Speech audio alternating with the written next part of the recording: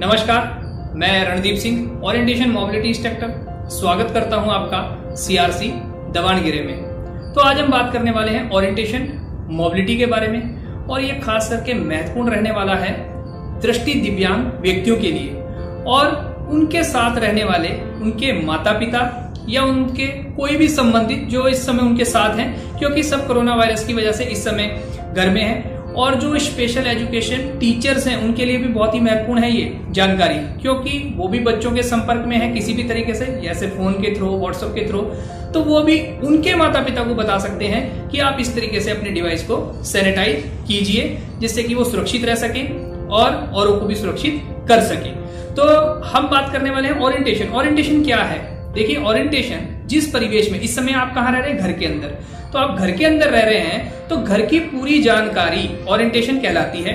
जैसे आपका किचन कहाँ पे है, बाथरूम कहाँ पर है और आपका रूम कहाँ पर है, आप कपड़े कहाँ पे टांगते हैं और आपकी चेयर कहाँ पर है, टेबल कहाँ पर है, तो इसकी पूरी इंफॉर्मेशन जो है वो क्या कहलाती है, ओरिएंटेशन।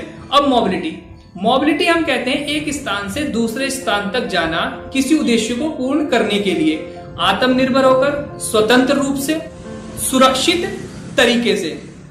जब आप सुरक्षित तरीके से एक स्थान से दूसरे स्थान तक जाते हैं और वो भी आत्मनिर्भरता के साथ अपने किसी उद्देश्य को पूर्ण करने के लिए, तो उसे हम मोबिलिटी कहते हैं। तो ओरिएंटेशन मोबिलिटी एक दूसरे से जुड़े हुए हैं, क्योंकि ओरिएंटेशन होगा तो मोबिलिटी होगी। ठीक है, अब हम बात करने वाले हैं हम अपने डिवाइस को कैसे सैनिटाइज करें। सबसे पहले हम हैंड सैनिटाइजर लेंगे जो मेरे पास है। तो जैसे ही मैंने इसे अपने हाथों पे लिया, उसके बाद हम अपने हाथों को रब करेंगे 20 सेकंड तक पूरी तरह से अच्छी तरीके से। देख सकते हैं आप मैं किस तरीके से कर रहा हूं, पूरे हैंड को कर रहा हूं, उंगलियों के बीच में कर रहा हूं, अंगूठे को कर रहा हूं और जो हमारे नाखून है उसके लिए हथेली पर। ठीक है, इस तरीके से हमने 20 सेकंड तक किया। हमारे हाथ बिल्कुल क्लीन हो चुके हैं।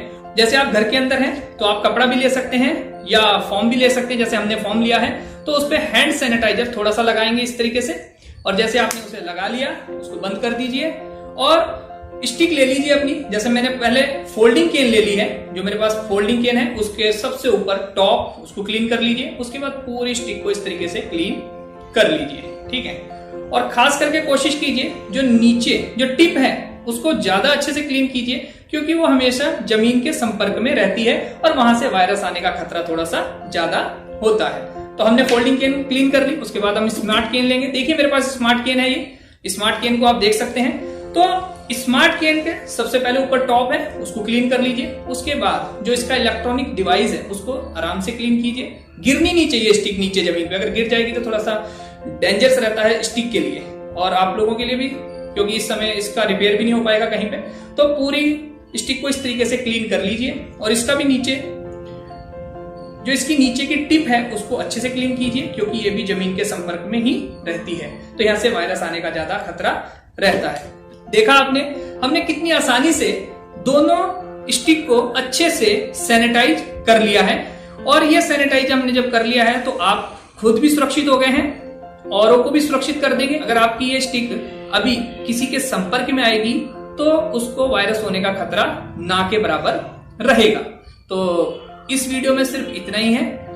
मिलेंगे आपसे नेक्स्ट वीडियो में और नई इंफॉर्मेशन लेकर, जिससे कि आप अपने घर में रहते हुए अपने समय का सदुपयोग किस तरीके से कर सकेंगे और अपने को व्यस्त रख सकेंगे और अपने को सुरक्षित कर सकेंगे। Thank you.